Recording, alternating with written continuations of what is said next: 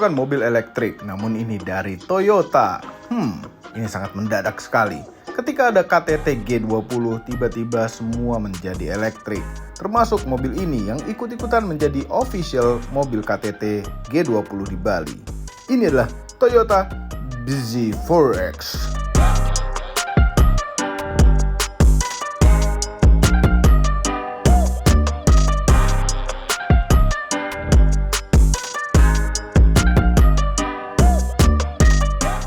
Halo YouTube, selamat datang di channel Motomobi.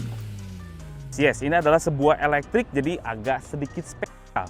Ya, spesial. Desainnya agak berbeda dengan desain Toyota yang internal combustion engine. Namun menurut kami perbedaannya tidak terlalu banyak dengan Toyota yang ada. Mirip Lexus UX 300e yang dibuat membulat. Dan juga tidak membuat orang patah leher ketika mobil ini terlihat di jalanan. Mengenai logonya, dulu ketika zaman-zaman hybrid, logo Toyota itu menjadi kebiruan. Seharusnya elektrik menjadi lebih biru lagi. Namun ini menjadi logo Toyota yang biasa saja yang tidak ada biru-birunya sama sekali. Ini ada alasannya, karena Toyota ingin semua mobil menjadi satu logo yang utuh saja, yaitu triple ellipse. Untungnya di Indonesia biru-birunya ada di bagian plat nomornya. Kemudian lanjut desainnya. bZ4X, yes! Kalau dibaca jadi bZ4X. Dari dulu kan Toyota tuh biasanya yang hybrid-hybridan, udah ada full elektrik, yes. Ini namanya bZ4X. 4-nya itu mid-size, nanti kalau ada lagi tuh bZ3X, yang artinya dia lebih kecil lagi, yang 5X itu lebih gede lagi daripada ini. Nah, X di belakangnya itu adalah menandakan sebuah crossover-nya dari Toyota, tapi untuk electrified-nya. Nah, ini depannya bentuknya tuh seperti hampir kayak Lexus, tapi yang namanya Toyota agak sedikit membulat. Kalau Lexus kan garis-garis yang tajam-tajam khasnya seperti itu, tapi ini mendekati desainnya dari Lexus. Terus depan tuh lancip-lancip sedikit. Di sini udah full LED semua, ada DRL-nya, nggak ada fog lamp ya. Kalau zaman sekarang tuh nggak perlu fog lamp karena untuk LED-nya sendiri udah terang benderang. Nah, di sini yang unik itu ada bolongan. Nah, untuk mengalirkan angin. Ini benar-benar bolong untuk mengantarkan angin yang ke sini sampai ke samping gitu supaya bagus gitu coefficient drag-nya ke atas gitu lah. Nah, di sini bawahnya ada silver-silveran. Jadi di sini udah nggak ada nyiratin biru-biru gitu, nggak ada gitu. Nah, karena ini ada sebuah crossover. Ada cladding-claddingan hitam seperti ini untuk di bagian sini doang. Habis itu di sininya biasanya kalau dulu kan ditempel-tempelin di sini tempel biar kelihatan cladding itu banyak, tambahan daging itu jadi kayak kekar, tapi ini enggak. Cuma di bagian sini aja dipotong. Terus di sini ada plastik hitam di bagian bawah juga yang tebal. Nah, seperti khas Toyota lagi. Jadi ini tidak ada yang unik. Misalnya di sini gitu kan, buka pintunya di sebelah sini atau pakai tombol kayak apa, enggak, ini mobil Toyota seperti yang biasanya masih pakai keyless entry dan tinggal dimasukin aja. Ini nggak ada tombolnya soalnya di sebelah sini. Terus sini ada frame satin silver sampai ke sebelah sini. Sini juga ada cladding lagi. Peleknya, nah ini peleknya.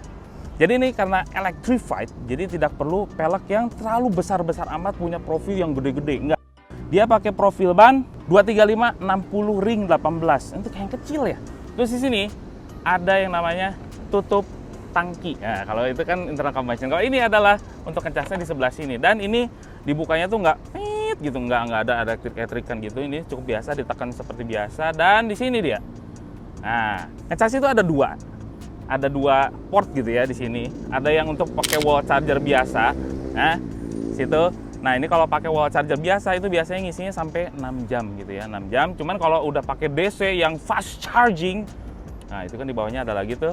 Nah, dia bisa sampai ngisinya tuh cuma 40 menit saja karena kapasitas di rata-rata sampai 150 kWh saja untuk ngecasnya gitu. Tapi kalau pakai chargeran rumah itu bisa sampai 12 jam. Ya cukup lah, pulang kerja langsung dicas, besoknya tuh langsung penuh lagi. Jadi nggak ada masalah dengan itu. Ada kontur-kontur sebelah sini nih. Dari sini flowing dari depan, terusin sampai ke belakang. Keren. Terus juga ada garis yang langsung di sini nih. Set sampai ke lampu belakang. Spionnya ada LED sebelah sini. Udah sih. Ini ada atasnya glossy, bawahnya doff. Nah, ini bagian belakang ya, bZ4X tuh. Udah jelas-jelas ya, tapi ini tulisannya warna biru di sebelah sini. BZ-nya aja, tapi 4X-nya enggak. Nah, ini bentuk belakangnya tuh kayak Harrier ya. Kayak Harrier, Ya karena kalau Lexus tuh agak tajam-tajam, tapi kalau Harrier kan biasanya agak membulat desainnya. Terus ini lampu belakangnya full LED. Dari sini kalau lampu sorenya memanjang. Wuhuu. Sampai kayak mobil-mobil sekarang. Sampai di sini juga ada nyala-nyalanya gitu ya. Lampu seni juga LED, lampu belakangnya juga LED. Lampu kucingnya di sebelah sini dan sensornya ya seperti biasa. TSS itu banyak. Ada 1, 2, 3 sampai ke pinggir. Ya, sensornya di sini ada cladding hitam. Sini juga kayak dibagi 2. Tuh, ada patahan di sebelah sini, cuman ini sebetulnya nggak dipatah juga. Nah, yang paling saya senang adalah ini. Spoiler belakangnya itu kayak sayap kumbang yang mau terbang gitu. Ya gitu. Ini lucu banget ini. Saya baru nemuin yang panjang sekali, tapi di bagian pinggir aja. Ada sirip-sirip sebelah situ dan antenanya udah pakai shark fin. Buka bagasinya udah power back door. Yes. Bukanya tinggi sekali. Dan di sini ada pemisah nih, nampan, ada nampannya sebelah sini gitu ya.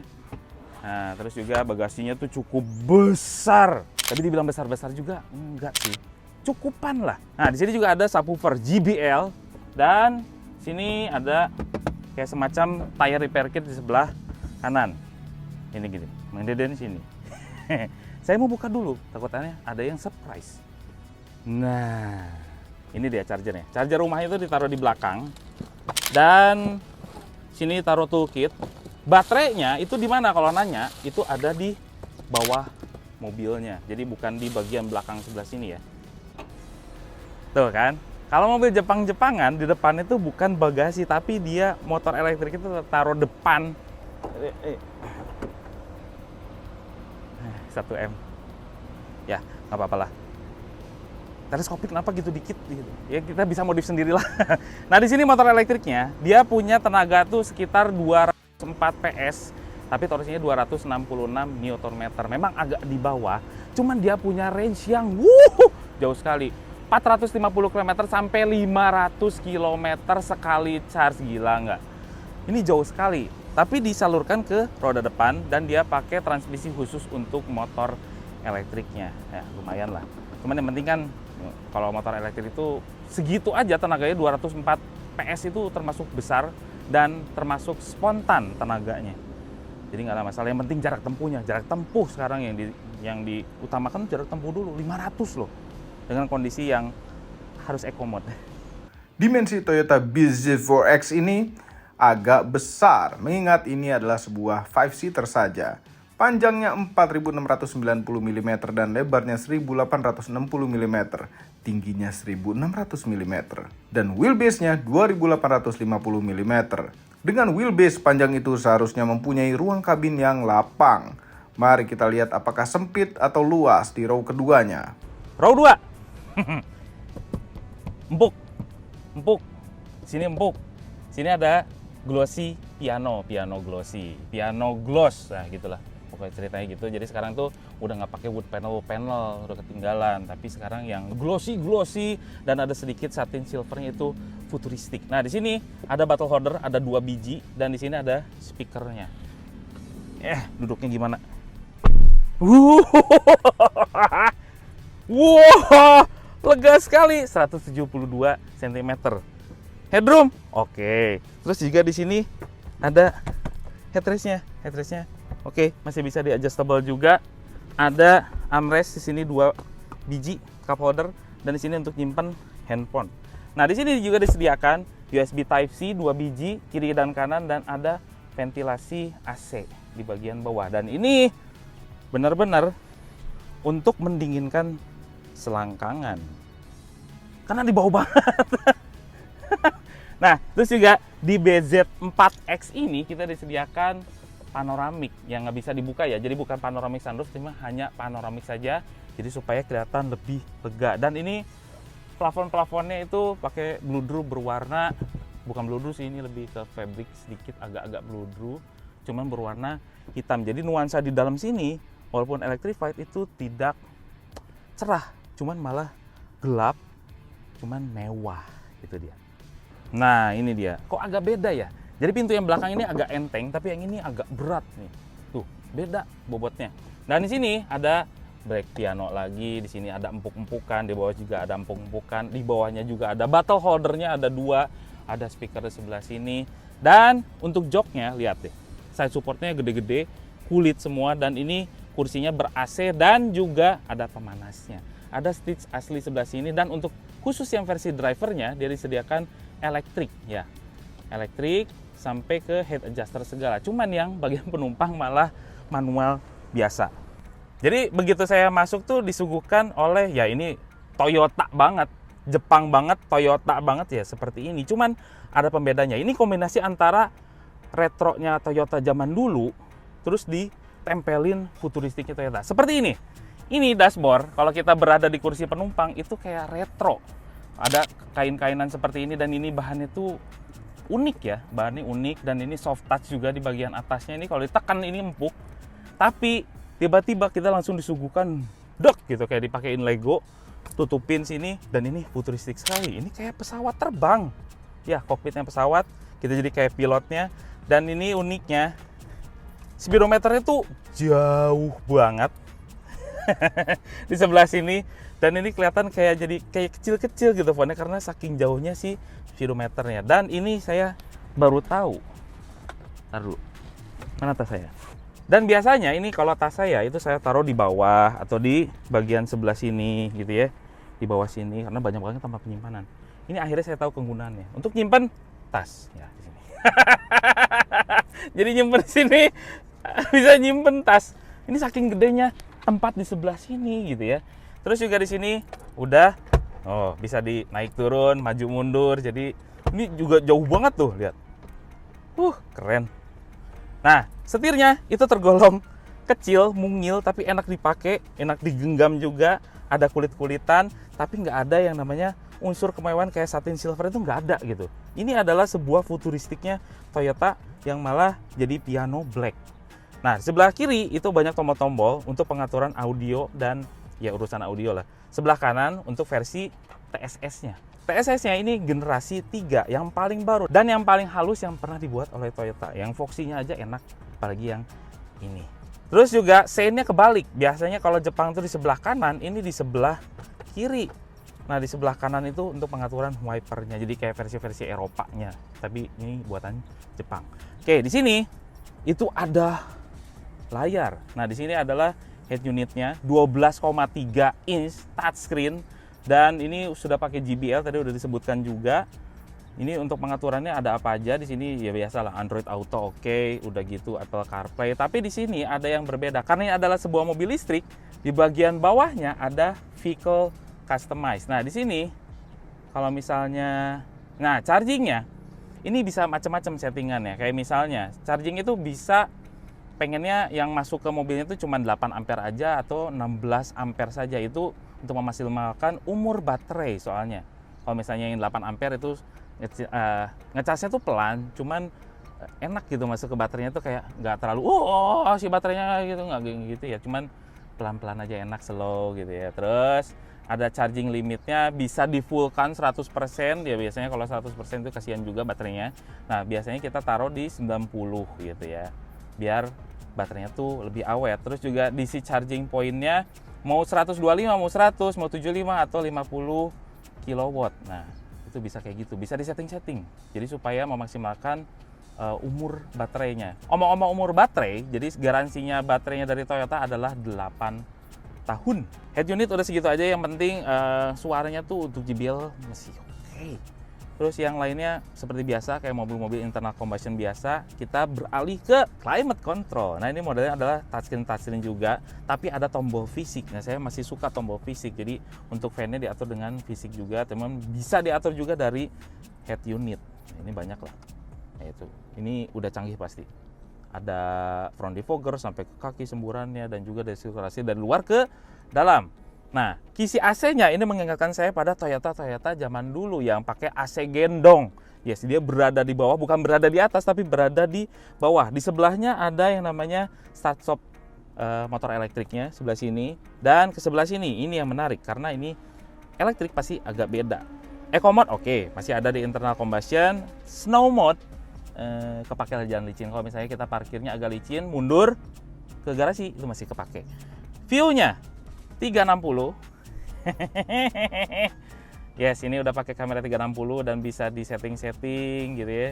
banyak lah di sebelah sini. Terus di sini juga bisa parkir sendiri, otomatis, paralel juga bisa, dan ada juga yang namanya traction control. Nah, di sebelah kanan itu tombolnya adalah untuk parking brake otomatis ya, hold brake, terus sama one pedal driving, nanti kita akan coba. Nah, di sini tengah itu adalah untuk tempat wireless charging.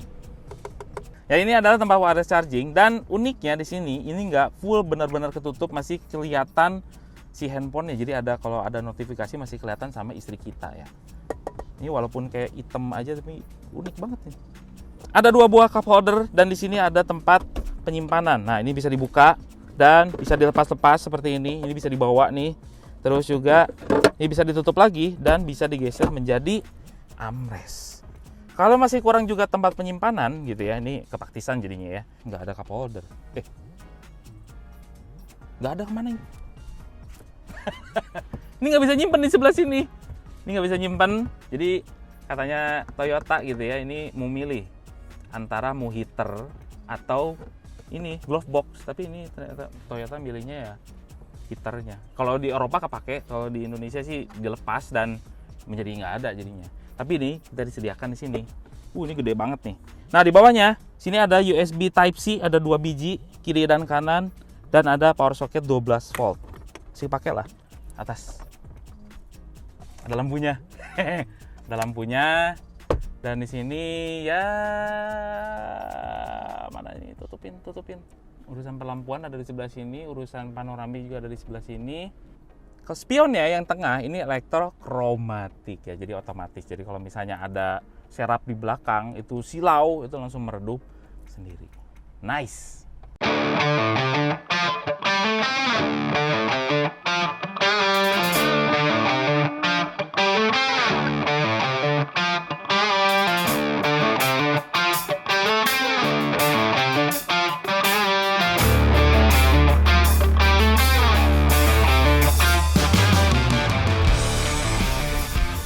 Kita coba yang namanya bZ4X. Nah, kita masuk, kita nyetir. Ini Toyota banget, gampang dikenal. Ciri khasnya Toyota emang seperti itu. Jadi nggak ada ubahnya dengan mobil elektriknya Toyota sama yang namanya internal combustionnya Toyota. Cuman ini, karena dia elektrik, kita nyetir Toyota cuman lebih hening gitu aja. Ini uniknya, dan kita tidak perlu penyesuaian lagi walaupun speedometernya jauh. Ini gampang terbaca, dan biasanya kalau speedometer kita ngeliatnya di bawah sini kan. Cuman ini malah di atasnya si setir. Duduknya enak, side supportnya enak, dan lebih hening. Wow. Tiba-tiba 100 km per jam. Luar biasa. Handlingnya oke? Masih oke? Nggak pingsan. Cuman ini gampang banget dikenalin. Kayaknya orang yang baru belajar nyetir aja langsung kenal gitu sama mobilnya. Nggak perlu ada penyesuaian lagi. Kecuali kalau misalnya kita bawa mobil Jepang terus, ini suka kebalik-balik. Ini berada di kiri sennya. Oke, radius putar. Tuh. Nah, ini ngasih tahu brake. TSS 3-nya itu padahal truk masih jauh, truk lagi kan. Truk itu masih jauh, cuman udah ngerem duluan. Kita coba si ininya ya, si TSS-nya. Apakah berfungsi atau enggak. Biasanya nah ini buat ngatur jaraknya juga ada, soalnya udah adaptif juga. Biarin aja nih, saya nyetir. Ini udah aktif nih. Biarin, ya belok sendiri. Ya, asik banget. Tapi yang namanya ya fitur-fitur seperti ini kita masih harus tetap di sini tangannya. Jadi nggak boleh kemana-mana. Tangannya nggak boleh nyonyo apa gitu ya, memegang sesuatu di bagian driver. Masih tetap harus di setirnya. Ini enak loh mobilnya. Terus dashboardnya tuh rendah. Biasanya mobil-mobil baru dashboardnya tuh udah kan kebalik kan. Biasanya tuh dashboardnya tinggi-tinggi, cuman ini rendah. 204 PS, 206 Nm. Tiba-tiba 100 km per jam. Ngeri. Duh, mobil listrik ya. Jadi Indonesia itu melewatkan masa hybrid langsung ke elektrik, dan ini yang enak, mobilnya enak. BZ4X itu punya dashboard yang di bawah.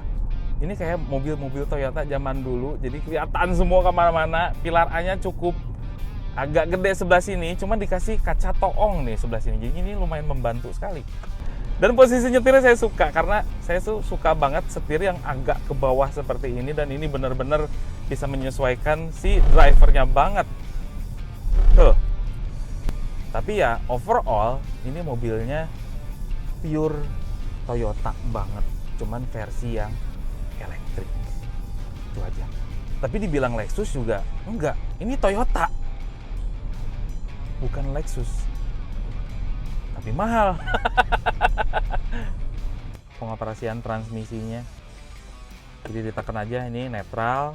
Kalau P itu ditekan, terus kalau mau D lagi ke sini, tapi kan udah ada hold brake ya. Mobil elektrik itu nggak sayang gitu sama transmisinya. Kenapa ya? Jadi kayak udah biarin aja lah, pakai hold brake aja terus masuk di D. Ya nggak sih? Nggak, kalau mobil bensin kan dia kayak ada perputaran olinya gitu kan, jadi kayak sayang gitu, ada gigi-giginya. Cuman kalau elektrik tuh kayak nggak sayang aja, udah biarin aja di hold kan, lepas aja udah. Oh lihat, di depan tuh ada apa aja, dari atas ada bird view-nya juga ada. Ini resolusinya bagus loh, tajam. Biasanya di sini agak-agak blur, ini tulisan Jalan Raya BSD Raya Utama itu kelihatan di sini tuh, jelas banget. Bisa di zoom nggak? Nggak bisa. Emangnya Android. Kalau kita pas jalan, si mobilnya jadi tembus pandang. Tapi ini fitur yang unik sih, unik. Overall, mengenai Toyota BZ4X, akhirnya Toyota diam-diam langsung mengeluarkan mobil elektrik untuk Indonesia. Ya, sesuai program pemerintah, mobil elektrik dimudahkan untuk segala urusan, bebas ganjil genap, dan biaya pajak tahunannya murah. Namun masalahnya, mobil elektrik dari Toyota ini harganya tidak murah. Anda bisa membeli dengan harga 1.190.000.000 rupiah. Tapi ini adalah Toyota, pasti akan tetap laku dan punya penggemar setianya. Semua ini adalah opini pribadi saya dan Mang Mamang itu. Kami tidak dibayar oleh siapapun dan apapun yang terlihat pada video ini. Jangan lupa tekan tombol jempol ke atas dan subscribe channel Motomobi, Omobi, dan Mesmobi apabila belum berikut dengan tombol loncengnya. Share video ini ke seluruh dunia melalui sosial media Anda dan jangan lupa follow sosial media kami yaitu Instagram. Cek juga website baru kami motomobinews.id. Terima kasih telah menonton.